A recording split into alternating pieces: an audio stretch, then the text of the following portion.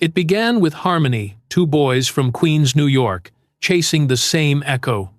Paul Simon and Art Garfunkel were hardly more than kids when they discovered that their voices blended into something almost divine. The year was 1953. America was still humming the post-war optimism of jukeboxes and baseball parks. In the basements and school halls of Forest Hills, their voices became the neighborhood secret, a fragile miracle that made people stop and listen. They called themselves Tom and Jerry, the name of a cartoon duo forever locked between friendship and rivalry, a strange omen that would later feel prophetic. Their first hit, Hey Schoolgirl, cracked the Billboard Top 50. They were still teenagers. Fame, it seemed, would come as easily as breathing, but it never does. Years later, when The Sound of Silence reached #1, both men were already walking different emotional roads. To the public, they were inseparable, the image of perfect artistic unity, the poet with the guitar and the angel with the voice. Yet behind that fragile symmetry, resentment was quietly tuning its strings. Paul was the craftsman, meticulous and restless, obsessed with structure and words. Art was the dreamer, guided by instinct and an almost sacred belief in beauty. Together, they built cathedrals of sound songs that felt teamless, but each session left new cracks in the marble. Every note they recorded together became another argument waiting to happen. In the 1,960 seconds, when the world was burning with change, Simon and Garfunkel became the calm within the storm. They sang of alienation, loneliness, and the quiet despair of modern life. Hello, darkness, my old friend. It sounded like confession, prophecy, and curse all at once.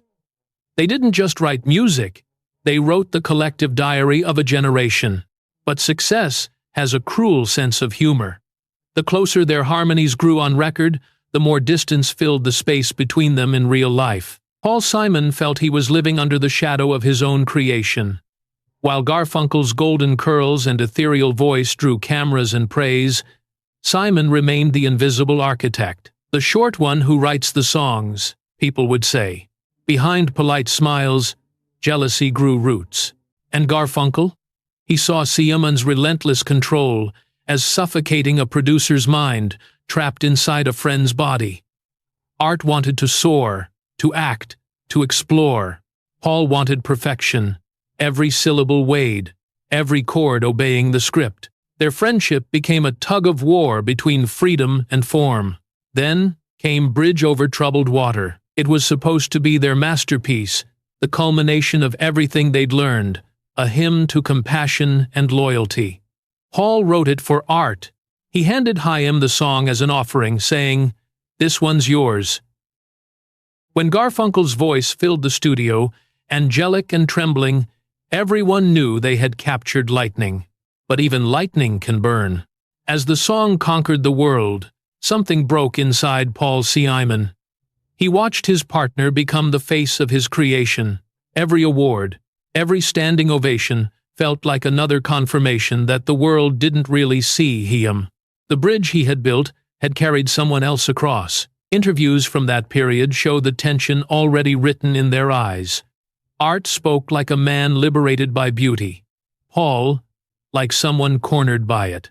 They smiled for cameras, but argued over credits, arrangements, even the smallest pauses between verses. The silence that once gave their songs meaning began to infect their friendship. By the time, they accepted their final Grammy as a duo in 1971. The two stood side by side, yet worlds apart. The audience saw triumph. They felt exhaustion. Their harmonies had turned into negotiations. The music had stopped being a shared dream and become a custody battle over memory. Paul Simon once said later, "Artie and I weren't good at talking, we were good at singing." It was both truth and epitaph. Because silence, when it arrives between two artists, doesn't sound empty, it rings. It echoes through every song, every stage, every moment, when they once looked at each other and understood. And when the echo fades, you realize that harmony was never guaranteed. It was borrowed, fragile, conditional on faith. This, then, is where the story truly begins. Not in their rise, but in the long, slow fall that hides behind applause. The fall of Simon and Garfunkel was not one dramatic explosion. It was erosion, silence, wearing away stone. The world kept listening to their songs about loneliness, not realizing those songs had become self-portraits. They sang, "I am a rock, I am an island," and they became exactly that. Two islands once joined by a bridge of melody, now separated by pride, pain, and the relentless truth that even the purest friendship can drown in its own success. Before the world knew their names, there were only two kids walking through the tree-lined streets of Forest Hills, Queens, carrying guitars that seemed almost too big for their bodies. Paul Simon and Art Garfunkel met in elementary school. Paul was quiet, sharp, always thinking. Art was tall, charming, with a voice that could make a cafeteria fall silent. They were opposites, but in that difference lay the seed of something miraculous. They started singing in stairwells for the echo. The reverb off the concrete walls made their harmonies sound like a cathedral. It was 1953, the era of Elvis Presley, Chuck Berry, and the first waves of rock and roll rebellion. Two Jewish boys from Queens didn't exactly look like rock stars, but their sound, clean, melodic, honest, made people stop. They practiced until their voices became one, indistinguishable, as if born from the same throat. They called themselves Tom and Jerry, because the name sounded fun, marketable, anonymous. At just 16, they landed a recording deal with big records. Their debut single, "Hey Schoolgirl," sold 100,000 copies. For a moment, they thought they had made it. But the record label collapsed, and with it, their teenage dream. The world moved on. They went to college, grew up, drifted apart. Paul kept writing. Even in dorm rooms and coffee shops, he filled notebooks with lyrics, stories about alienation, faith, and the fragile machinery of love. Art went to Columbia University, studying architecture and later acting, convinced that life held more than just chords and rhymes. For years, they barely spoke.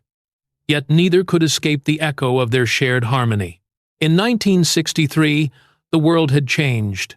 The folk revival was sweeping America. Bob Dylan, Joan Baez, and Peter, Paul, and Mary were giving voice to a restless generation.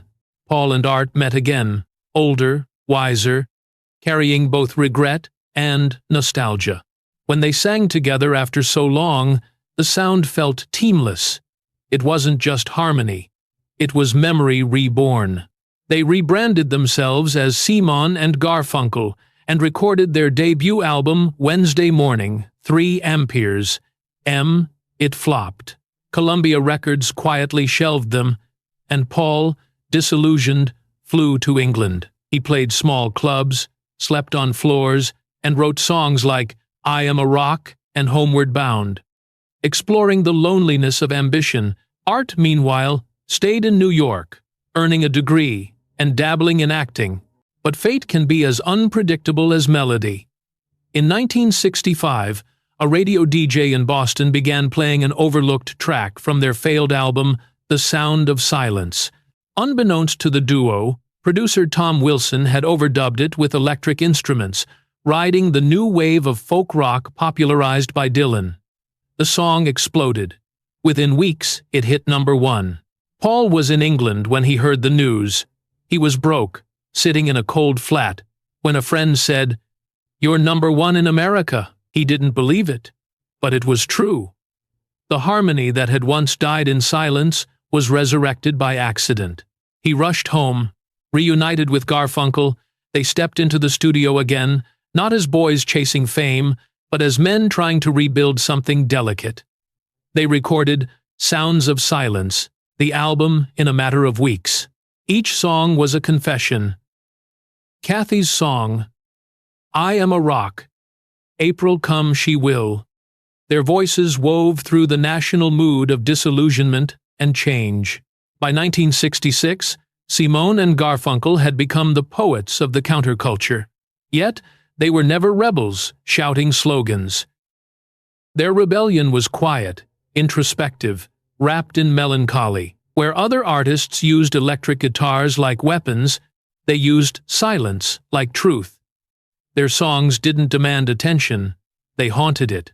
They followed with parsley, sage, rosemary, and thyme, a masterpiece of lyrical subtlety and vocal grace. Critics compared them to Lennon and McCartney, though their sensibility was more fragile, more literary. They sang of old lovers, bookends, and America's vanishing innocence. Each harmony felt like a plea for understanding between two people and between a nation and its conscience. But success had its own rhythm, and not both could keep up. Paul, ever the perfectionist, obsessed over every syllable. He rewrote verses 10 times. He argued over tempos. He couldn't sleep if a single guitar note felt off. Garfunkel, patient but proud, began to chafe. He wanted to trust instinct, not structure. He believed music should breathe, not be engineered. Friends noticed the distance forming between them. They loved each other like brothers, one producer recalled, and fought like them too. Still, when the microphones turned on, their voices merged into a unity so pure that even engineers would forget to breathe. Then came The Graduate. Director Mike Nichols used their songs to frame the alienation of Benjamin Braddock, a lost young man drifting through suburban ennui.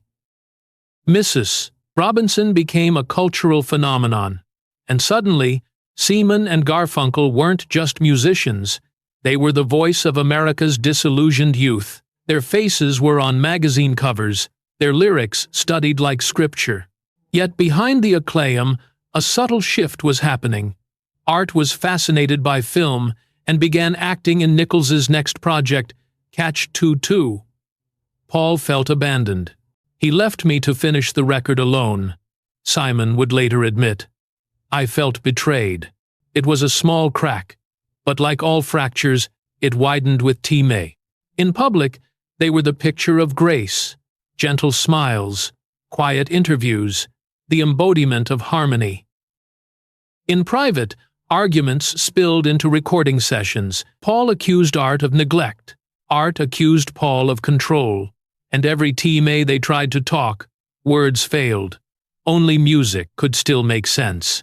By 1969, they began working on Bridge Over Troubled Water. It would be their final masterpiece. Paul wrote the title song for Art's voice, thinking it would bring them closer. Instead, it pushed them further apart. Paul sat in the control room as Art recorded the vocals, his face unreadable. When Art hit the final soaring note, everyone in the studio applauded everyone except Paul. The bridge they were building was already cracking beneath them. Fame had given them everything they once dreamed of: Grammys, sold-out tours, the love of millions. But it had taken what they truly needed: each other. Their story, at that moment, was no longer about success. It was about the invisible cost of it. From the basements of Queens to the grand stages of the world, Simon and Garfunkel had traveled a full circle from harmony to silence. And yet, perhaps somewhere deep inside both men, the boy who sang in the stairwell was still listening, hoping that one day the echo might return. By the end of the 1,960 seconds, Simon and Garfunkel stood at the summit of popular music. They had achieved what most artists could only dream of: 5 Grammy Awards, worldwide adoration, and a body of work that seemed to define an entire generation's soul. Their music wasn't just heard. It was felt echoing through dorm rooms, protest marches, and quiet midnight car rides. Yet, even at their peak, the fracture beneath their friendship was deepening, invisible to fans, but painfully clear to those who worked beside them. Their creative partnership was a study in contrasts. Paul Simon, short, compact, analytical, lived inside the structure of his songs. Every line, Every syllable mattered to him. He was obsessed with the craft. Art Garfunkel, tall and ethereal, floated above it all, guided by emotion, not form. When Paul would spend hours perfecting a bridge or arguing over a chord progression, Art would sigh, lean back and say, "It just has to feel right." To Paul, that sounded like carelessness. To Art, Paul's control felt like suffocation. Their collaboration became a battleground between precision and purity. By 1968, while recording Bookends, their arguments had turned bitter. The album was beautiful, haunting, cohesive, intimate. But behind the scenes, the mood was cold. Art began acting in films, something that gnawed at Paul's pride. He wanted to be a movie star, Paul later recalled, "While I was sitting there, writing songs alone." During the recording of The Boxer, Paul demanded countless takes. Art grew impatient. They'd record separately, sometimes days apart.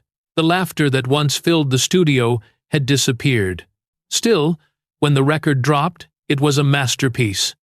Bookends captured the melancholy of aging, loss, and disillusionment. Songs like America and Old Friends spoke of yearning two travelers searching for meaning in a world that had grown weary.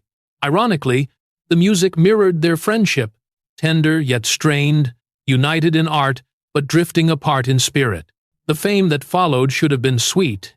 Instead, it became salt in the wound. Garfunkel's acting career took off. He landed a role in Catch 22, filming in Mexico for months. Paul stayed home, writing songs and feeling forgotten. "It was like being married," he said, "and your partner just leaves for another life." When Art returned, Paul had already written Bridge Over Troubled Water. It was supposed to heal the rift. It did the opposite. Paul composed it from a place of generosity, offering Art the song as a gift. He believed Garfunkel's voice could elevate it to something heavenly. In the studio, as Garfunkel's vocals soared, even the engineers stopped breathing.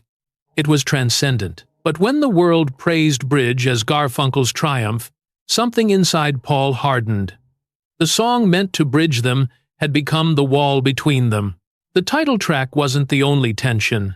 Songs like The Only Living Boy in New York were thinly veiled confessions, Paul's way of processing abandonment. Tom.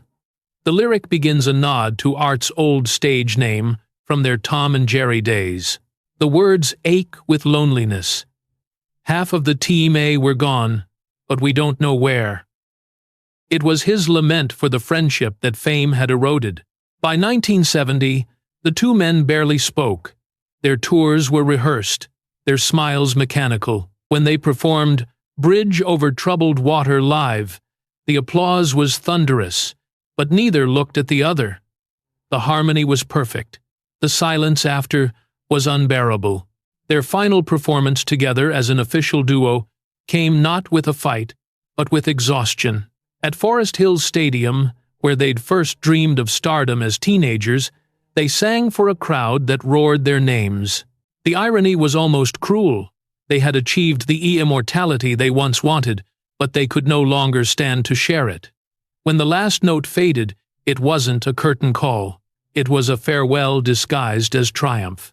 After Bridge Over Troubled Water swept the 1,971 Grammys, they announced their split. Officially, it was creative differences. In truth, it was heartbreak.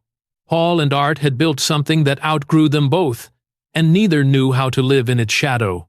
Paul Simon moved into his solo career like a man trying to rediscover he himself. His debut album, Paul Simon, was introspective, stripped of Garfunkel's soaring harmonies. It was as though he was testing the silence, asking if he could exist without it. Songs like Mother and Child Reunion and Me and Julio, Down by the Schoolyard, proved he could. He found a new rhythm, more playful, worldly, infused with reggae and Latin influences. But even in his independence, a sense of longing lingered, a ghostly echo of the partnership that once defined him. Art Garfunkel, meanwhile, pursued both music and acting. He starred in Carnal Knowledge, earning praise for his sensitivity and quiet depth. His solo records were tender, but lacked Paul's sharpness. Critics noted that without Simon's pen, Garfunkel's albums floated like clouds, beautiful but shapeless. It was as if both men, separated, had lost their balance. One too grounded, the other too adrift. Their paths crossed occasionally. Awkward interviews, reunions forced by nostalgia or money. Each time, the public hoped for reconciliation. Each time, old wounds reopened. In 1981, they reunited for the legendary concert in Central Park, performing before 500,000 people. The world watched two aging friends relive the songs of their youth. The chemistry was still there, undeniable. But so was the tension. Backstage, they argued about arrangements, ego, and credit, the same battles they had fought 20 years earlier. When Paul spoke about that night later, he said, "We had magic together, but it came with pain. Maybe that's the price." It's hard not to see their story as a mirror of the very songs they wrote all about love, distance, and the unbridgeable spaces between people. Their friendship was both blessing and curse, muse and wound. Together, they created harmony. Apart, they could finally breathe. By the 1,990 seconds, Simon and Garfunkel had become more myth than reality. The music remained eternal, but the men behind it had become ghosts to each other. In interviews, they spoke politely, but never warmly. Paul admitted he could never fully trust Art again. Art said he could never fully understand Paul. They were two halves of a whole that only existed when they sang, and when the music stopped, so did the connection. And yet, beneath the bitterness, there was always respect, a recognition that what they had created was sacred. "We did something rare," Garfunkel once said, his voice softening. "We sang truth. We found the sound of our generation's loneliness." The irony was that, in expressing that loneliness so perfectly, they ended up living it. Their friendship ended not with betrayal or scandal, but with something more universal, the quiet decay that comes when two souls, once aligned, start orbiting different stars. The sound of silence had once made them legends. In the end, it made them strangers. When Simon and Garfunkel finally split, the world reacted with disbelief. The press called it the death of harmony. Fans flooded magazines with letters, pleading for a reunion. But behind the headlines, the truth was quieter: two men who no longer knew how to speak the same emotional language. Their partnership had been a conversation written in melody, and now the music was gone. For Paul Simon, the years after the breakup were both liberating and lonely. He threw himself into songwriting, as if it were therapy. The early 1,970 seconds found him restless, experimenting with sounds that defied the folk mold that had once defined him. He embraced reggae rhythms in Mother and Child Reunion and Latin percussion in Me and Julio Down by the Schoolyard. Critics hailed him as a genius who had reinvented himself. But behind that praise lay a haunting question. Could Paul ever truly escape the shadow of Simon and Garfunkel? He once admitted in an interview, "The audience still sees us together. Even when I'm alone, I'm half of something." Meanwhile, Art Garfunkel faced a different kind of emptiness. His voice, the angelic instrument that had carried some of the most beautiful melodies in American music, suddenly had nowhere to land. He recorded solo albums like Angel Claire and Breakaway, filled with tenderness and fragility, but without Paul's songwriting, his art seemed untethered. The critics were kind, but the world moved on. Rock music was changing louder, bolder, angrier, and Garfunkel's quiet introspection struggled to find a place. He turned back to acting, appearing in films like Carnal Knowledge and Bad Timing. His performances were praised for their sincerity, yet he carried the weight of being forever the other half. Even when he succeeded, people mentioned Simon's name. It was a curse neither could escape. Paul was the writer. Art was the voice. Alone, they were incomplete in the public's eyes. And yet, both men tried to move forward. By 1975, Paul Simon had entered what many call his golden solo era. Albums like Still Crazy After All These Years revealed a songwriter no longer writing for youth or rebellion, but for adulthood, regret, nostalgia, and the quiet ache of passing T.E. May. The title track, with its weary wisdom, seemed almost autobiographical. I'm not the kind of man who tends to socialize. I seem to lean on old familiar ways. His music became introspection set to rhythm songs about solitude that made people feel less alone. But for all his brilliance, Paul couldn't escape comparisons to the past. In every interview, every concert, someone would inevitably ask about Garfunkel. "Will you ever sing together again?" the journalists would ask. He'd smile, sometimes with irritation, sometimes with longing. "Maybe someday," he'd say, though his tone betrayed that he didn't quite believe it. Then, in 1981, the impossible happened. New York City was preparing a free concert in Central Park, a monumental event meant to raise funds and spirits during the city's struggling years. The organizers needed something big, something nostalgic, yet timeless. The call went out to Simon and Garfunkel. After years of tension and silence, they agreed. Perhaps out of curiosity, perhaps out of unfinished business. On the night of the 19th of September 1981, over 500,000 people filled Central Park. The air was electric, humid with anticipation. When Paul and Art walked onto the stage, the applause sounded like thunder rolling across the skyline. They stood side by side, older, grayer, their eyes cautious but familiar. Then Paul strummed the first chords of Mrs. Robinson, and the past came rushing back. For 2 hours, the crowd watched history breathe again. The sound of silence, the boxer, bridge over troubled water. Songs that had once defined their friendship now defined their distance. Yet, when their voices blended, it was as if T.May itself held its breath. The harmony was still there, fragile but eternal. The concert was a triumph. Critics called it magical, and the album recording went multi-platinum. But what fans didn't see was that, backstage, old wounds were bleeding again. Disagreements resurfaced over arrangements, mixing, even billing order. Paul wanted artistic control. Art wanted mutual respect. They could still make music together, but they couldn't live inside it anymore. After the concert, they planned a reunion tour and even considered a new studio album, but the sessions quickly soured.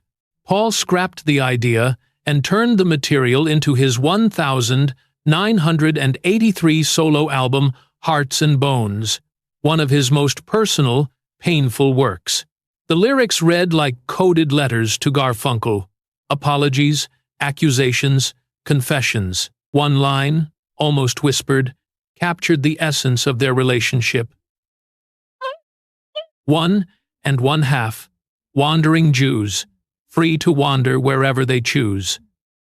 Art Garfunkel later said he felt erased from that project, as though Paul had rewritten history without him. Paul, for his part, felt Art's criticism was unfair, that their dynamic had always been fragile.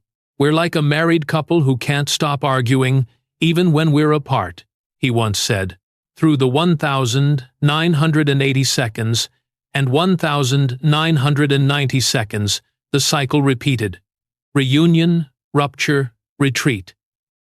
They toured together again in 1993, then fell out over scheduling and money. Every attempt at reconciliation dissolved under the same weight, pride, hurt, and the ghost of who they once were. Meanwhile, Paul Simon's solo career soared to new heights. Graceland 1986 was revolutionary, blending South African rhythms with American folk storytelling.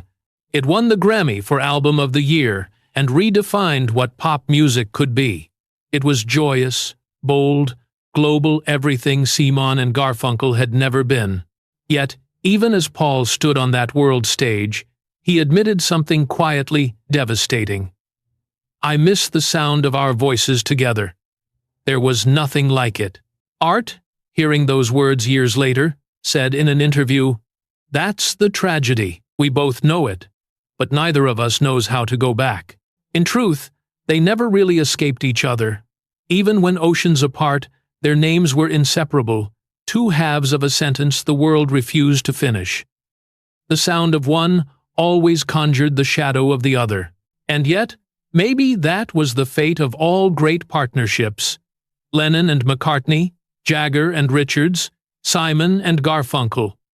The same fire that creates brilliance also consumes it. The world hears harmony, but the people inside it hear pressure, compromise, and the unbearable intimacy of creation. By the early 2000s, the two men were in their 60s, their hair silver, their tempers softened by age, but not erased. When they reunited once more for a tour in 2003, the performances were tender, almost elegiac. There was less tension now, more nostalgia. On stage, when Paul introduced The Sound of Silence, he smiled faintly and said, "It's funny how this song never leaves us." The audience cheered, unaware that, for him, it wasn't just a hit, it was a history he could never rewrite. That final tour became a kind of farewell, not just to the fans, but to what they once were. Two boys from Queens who believed music could save them. In a way, it did, but it also trapped them forever in a harmony too perfect to sustain. When the applause ended and the lights faded, they walked off in opposite directions, as they always had. The silence between them, after all these years, was no longer cruel. It was simply truth. By the time the new millennium dawned, Simon and Garfunkel had become more than a musical duo. They were a myth, an unresolved story written across generations. Their songs lived on radios, in films, in the quiet moments of people's lives. The Sound of Silence played at funerals and weddings alike. Bridge Over Troubled Water was still a balm for the broken-hearted. The world had forgiven them for falling apart. The only question left was whether they could forgive each other. Paul Simon once said, "I envy people who can just enjoy what they've done. I can't. I always hear what's wrong." It was a confession, not of arrogance, but of torment. The curse of the perfectionist who can't let peace in. For decades, he had carried the burden of being the architect of their sound. The man who wrote the words that defined an era, yet never felt fully seen. Every compliment for Garfunkel's voice echoed to Chaim as a reminder of his own invisibility. Art Garfunkel, on the other hand, carried a different kind of sorrow. He was the interpreter, the vessel of emotion, but not the author. He loved the songs, believed in them, but lived under their shadow forever asked about the man who wrote them. His life became a series of echoes too, each performance both tribute and wound. He once admitted in a rare interview, "I miss Paul, but he has a way of pushing people away. He doesn't know how to share love easily." Then he paused, almost smiling, and added, "Of course, I probably don't either." Their story had reached a stage where pain had become nostalgia. The interviews were no longer bitter, just tired. When asked about each other, they answered like men, looking through foggy glass, distant, softened, but still haunted. Paul would say, "We're very different people, always were." Art would reply, "He's the greatest songwriter of our time, but you can't live with greatness every day." It was no longer hostility. It was resignation, the acceptance that harmony had come with a cost, neither could pay twice. Yet the universe kept pulling them back together, as if unfinished business still hummed beneath the silence. In 2009, when they reunited for another tour, both men were in their late 60s. Their voices had changed, Simon's lower, Garfunkel's fragile but still pure. When they sang Old Friends, Time itself seemed to hold its breath. The line, "Can you imagine us years from today?" sharing a park bench quietly, no longer felt like a metaphor. It was prophecy fulfilled. But Garfunkel's voice began to falter. Years of performing had strained his golden instrument. During one concert, he cracked mid-song, the note breaking like glass. The audience gasped.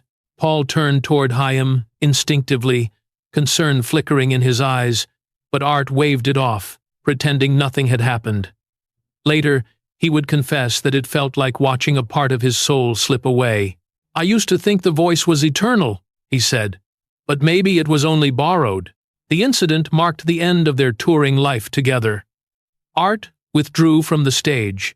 His once heavenly range diminished. Paul continued creating, experimenting with new rhythms, new continents of sound. Stranger to Stranger and 7 Psalms were meditations on Time, faith, and mortality. Quieter, darker, wiser. He was no longer the restless boy from Queens chasing perfection. He was an old craftsman, carving meaning out of silence. Their friendship, if it could still be called that, existed somewhere between affection and exhaustion. They would occasionally meet, exchange words through mutual friends, or speak kindly of each other in public, but they never found their way back to the intimacy they once had. The kind of bond forged in the stairwells of Forest Hills, when music was still pure and life still simple. In 2014, during an interview in London, Garfunkel made headlines for calling Simon a monster of a man. It wasn't cruelty, it was pain disguised as humor. "I created a monster," he joked, referring to how he encouraged Paul to pursue songwriting seriously. "And the monster has never forgiven me for it." Paul, when asked to respond, only smiled faintly and said, "I'm used to being misunderstood." But beneath those barbs lay something profoundly human regret. Not the kind born of guilt, but of recognition that what they once had was too fragile for the world they built around it. They had created art that touched millions, but destroyed their ability to fully touch each other. Their legacy, however, transcended them. New generations discovered their music, found solace in their harmonies, and saw in their story a reflection of something universal. That love, whether romantic or creative, can both build and break us. College students still strummed Scarborough Fair on guitars. Protesters still found defiance in The Sound of Silence. And aging couples still danced to Bridge Over Troubled Water, unaware that the song was born out of heartbreak, not unity. In 2018, Paul Simon announced his farewell tour. Fans wondered if Garfunkel would appear for a final duet. He didn't. "I invited him," Paul admitted later, "but it's complicated." When pressed further, he simply said, "Art and I, we don't need to prove anything anymore. The songs are proof enough." Art watched from afar. When journalists asked him if he'd attend the show, he said softly, "I'll listen from the clouds." He had once said that Paul's songs gave him wings. Now, age had clipped them. When Paul played the final notes of The Sound of Silence on that tour alone, under a single spotlight, the world felt the absence. The harmony was gone, yet, in that stillness, something transcendent lingered.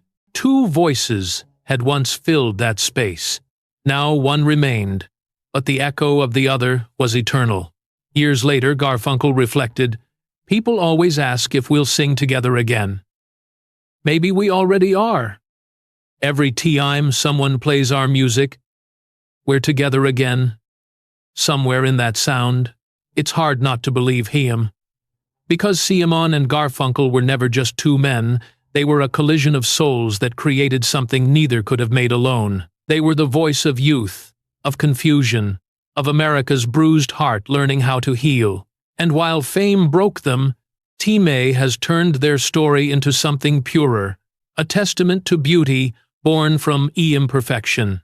In the end, maybe that's the truth that was always hiding beneath the silence, that harmony isn't the absence of conflict, but the persistence of connection despite it. Their friendship didn't end, it transformed. existing now in the music that refuses to die. Whenever the sound of silence plays in a darkened room, or Bridge Over Troubled Water comforts someone in grief, they are there, two boys from Queens, still singing, still searching for each other in the echo. And maybe that's what art really is, a conversation that never stops, even when the friends who began it no longer speak. To understand what truly ended Simon and Garfunkel's friendship, one has to look beyond the arguments, the tours, and the public statements. It wasn't a single betrayal, a single cruel word, or even jealousy alone.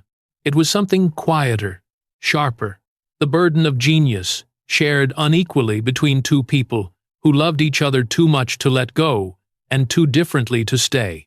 Paul Simon's perfectionism was both his gift and his poison. From the beginning, he believed music was architecture, something to be built, refined, made flawless. He would spend nights reworking a single verse, moving commas in lyrics, as if grammar could change emotion. Garfunkel admired this at first, called it divine obsession. But over the years, that same precision became a wall. Paul didn't just want harmony. He wanted control. And Art, with his instinctive, almost spiritual approach to singing, began to feel like an instrument rather than an equal. For Art Garfunkel, music was breath. He didn't think in measures or bars, he thought in feelings. He once said, "When I sing, I disappear. I become the song."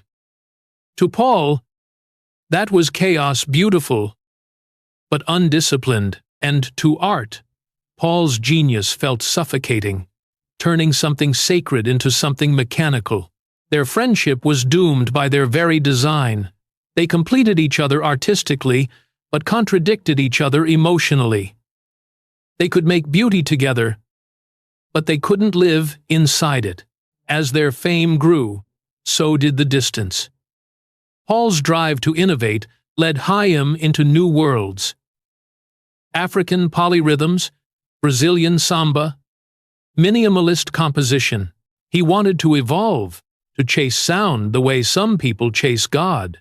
But that meant leaving the folk purity that had defined them, and Garfunkel saw that as betrayal.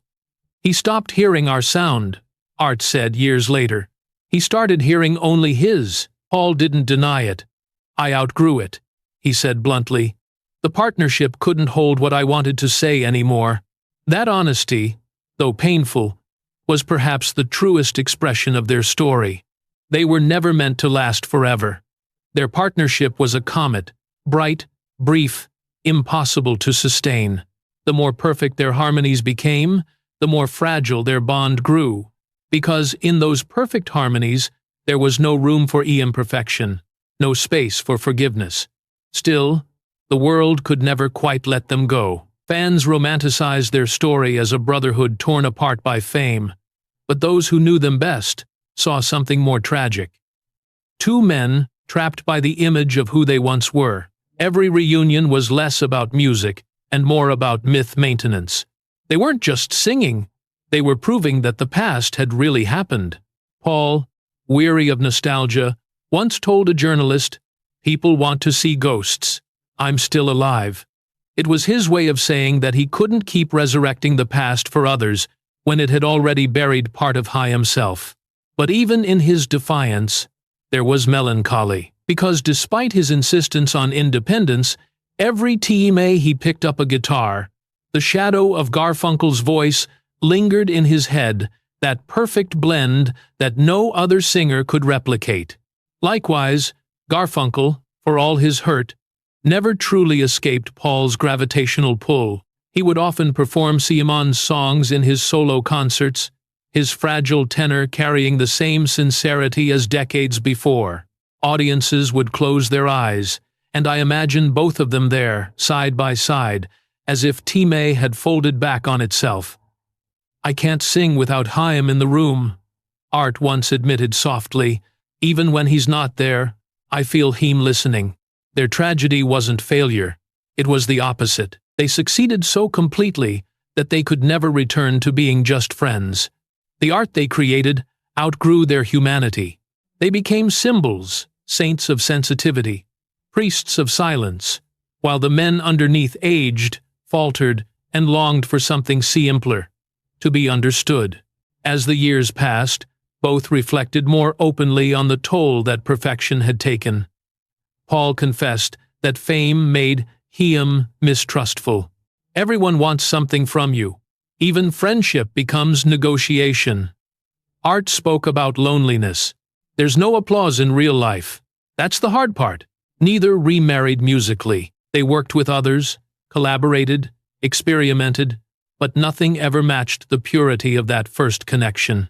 They were like two scientists who once discovered fire together and then spent the rest of their lives trying, unsuccessfully, to replicate the experiment without each other.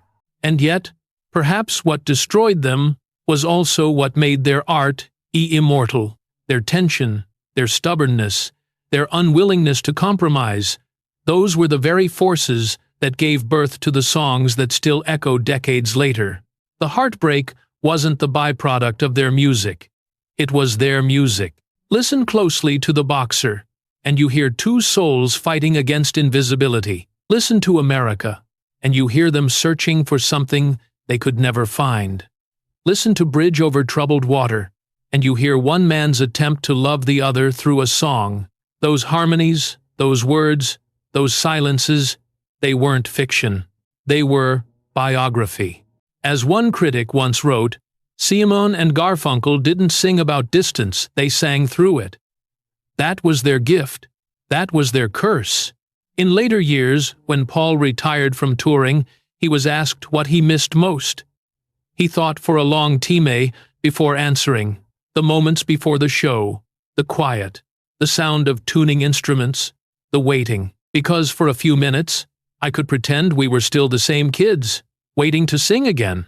Garfunkel, asked a similar question, said, I miss the way our voices met.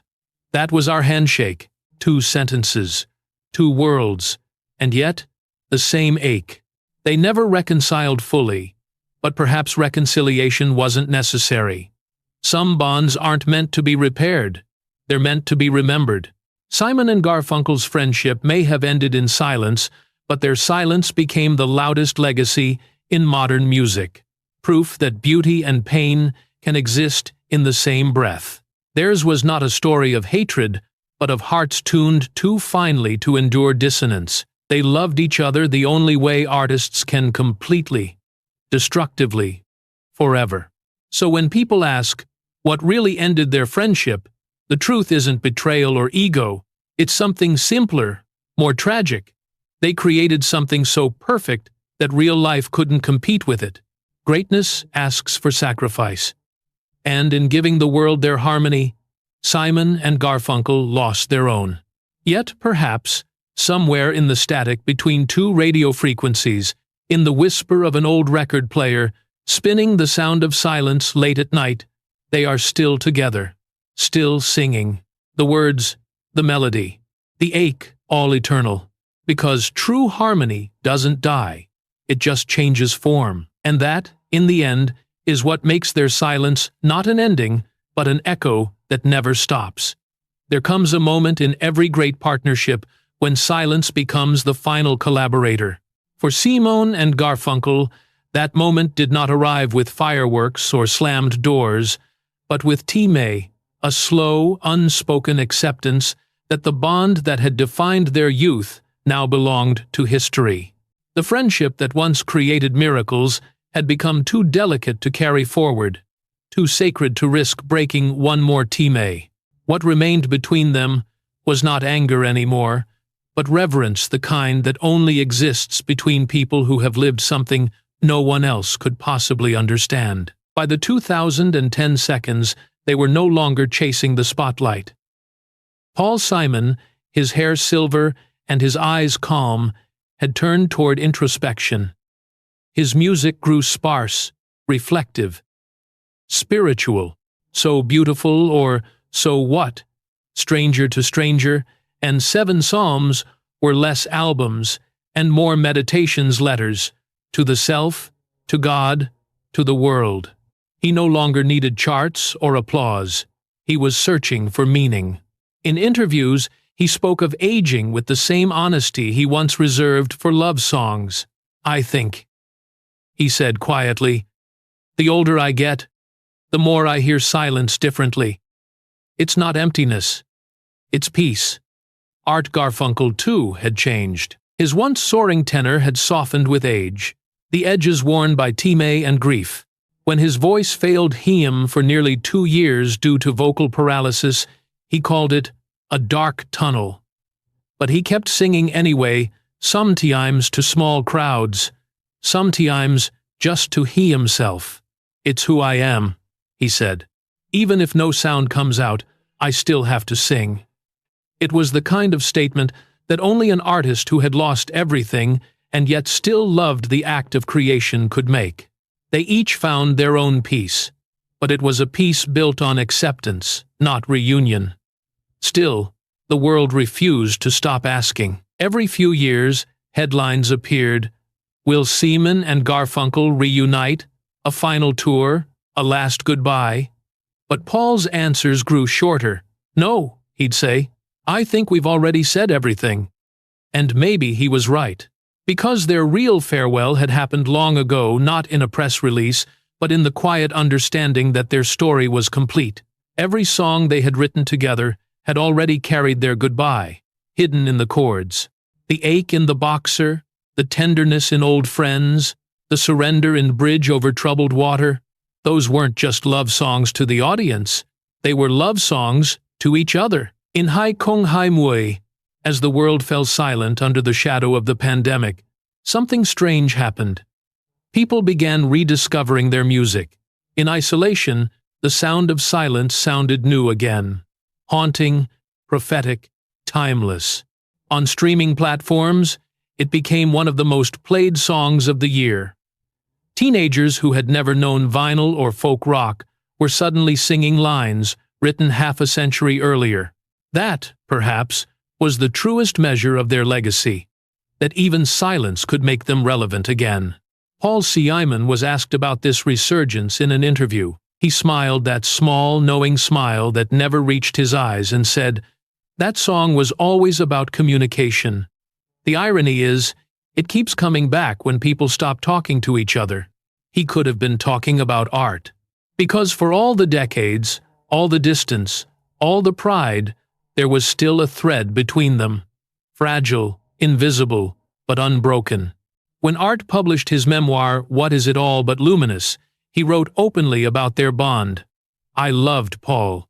I loved his mind, his melodies, his humor. I also resented Chaim, and I think that's the only way to describe a brotherhood like ours. You can't have one without the other."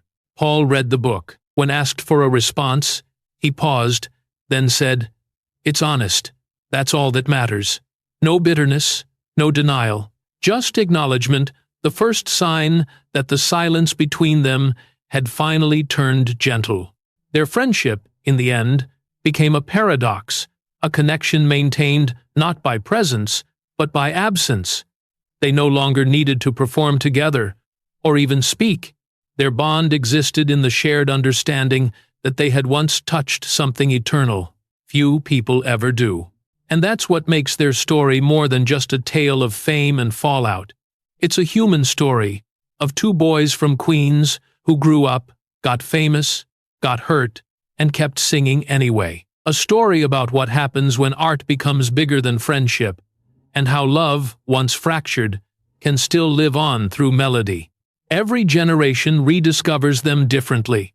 For the boomers, they were the poets of innocence lost. For Generation X, they were nostalgia, the soundtrack of Sunday mornings and road trips. For younger listeners, they are relics turned revelations, proof that two voices and a guitar can still pierce through the digital noise of the modern world.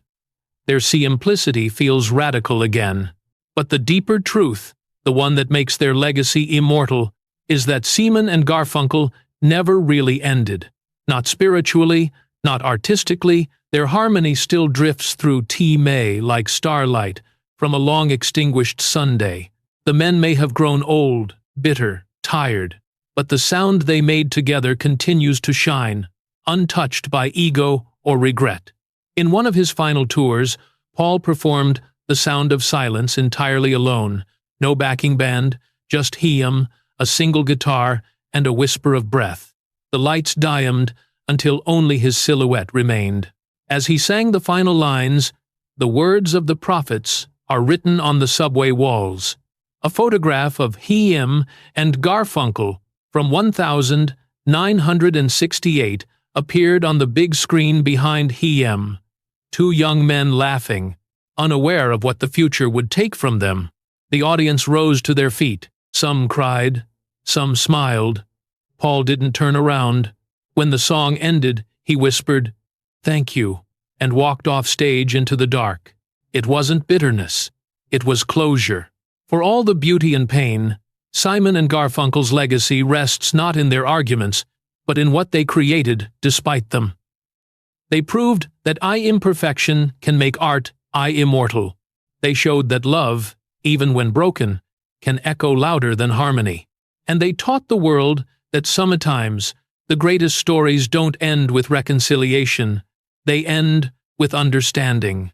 In the silence that follows their songs, something lingers, not sadness, but gratitude. Gratitude that for a brief, shining moment in history, two voices found each other, and, in doing so, gave the world something eternal. Their friendship ended, yes, but their harmony never did. It continues to live in the space between words, in the pauses of a guitar string, in the soft breath, before a note is sung. That is where Simon and Garfunkel still meet, not in life, but in sound. And maybe that's the final truth, that some bridges don't need to be crossed again. They just need to remain standing strong enough for the music to pass over. One last May. Because the sound of silence was never really silence at all. It was them still speaking, still listening, still together. Somewhere beyond the noise.